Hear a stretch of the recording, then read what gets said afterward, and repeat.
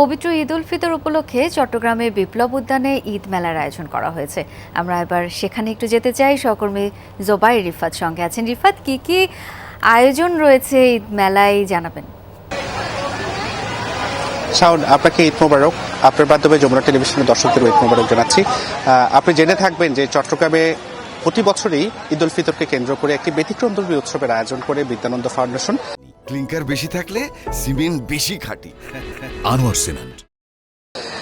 এবছরও তার ব্যতিক্রম নয়। আমরা দেখেছি যে বিদ্যানন্দ ফাউন্ডেশন মূলত নগরীর যে বিপ্লব উদ্যান, সেই বিপ্লব উদ্যানে অসংখ্য মানুষের, অর্থাৎ সুবিধাবঞ্চিত যারা মানুষ রয়েছেন সমাজের বিভিন্ন শ্রেণী পেশার মানুষ, সেই মানুষগুলোকে তারা আগের রাতে গিয়ে দাওয়াত করেছে এবং পরদিন অর্থাৎ ঈদের দিন যেভাবে আত্মীয় স্বজনের বাড়িতে মানুষ যেভাবে চিরাচরিতভাবে যায়, সেভাবেই সুবিধাবঞ্চিত মানুষরা আত্মীয় স্বজনের বাড়ি ভেবে, অর্থাৎ ভাইয়ের বাড়ি, বোনের বাড়ি, বাবার বাড়ি ভেবেই কিন্তু এখানে এসে জড়ো হয়েছেন এবং এখানে এক আবেগের মিলন মেলা হয়েছে।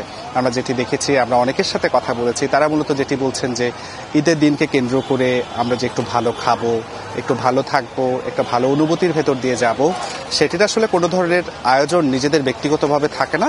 ফলত বিদ্যানন্দ যেটি করেছে সেটিকে তারা ভূয়সী প্রশংসা করছেন এবং তাদের জন্য প্রার্থনা করছেন দুহাত ভরে, মন ভরে।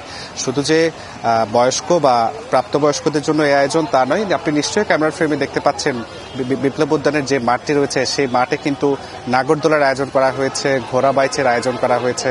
অর্থাৎ শিশুরা যারা তাদের পরিবারের সাথে এখানটায় আসবে, অর্থাৎ বিদ্যানন্দের যে আয়োজন, সেই আয়োজনে আসবে, তারাও যাতে কোনোভাবে বিরক্ত না হয় সেজন্য তাদের জন্য নানা ধরনের বিভিন্ন বাইচ, অর্থাৎ ঘোড়া রাইড ইত্যাদি এগুলোর আয়োজন করা হয়েছে। বিদ্যানন্দ কর্তৃপক্ষ আমাদেরকে যেমনটি জানিয়েছে যে মূলত দুদিন ব্যাপী তাদের এই কার্যক্রম। সেই দুদিনের মধ্যে প্রতিদিনই তারা 5,000 মানুষের খাবারের আয়োজন করেছে। আপনি নিশ্চয়ই ক্যামেরা ফ্রেমে দেখতে পাচ্ছেন মানুষগুলো কিন্তু ইতিমধ্যে খেতে বসেছে। অর্থাৎ সকাল 10টার পর থেকেই এই কার্যক্রম শুরু হয়েছে এবং সকাল 10টা থেকেই কিন্তু একেবারে ভরপেট খাবার দাবার চলছে। অর্থাৎ ঈদের যে আমেজ, সেই আমেজের পুরোটুকু কিন্তু এই বিদ্যানন্দ ফাউন্ডেশন চট্টগ্রামের বিপ্লব উদ্যানে নামিয়ে দিয়েছে বলা চলে।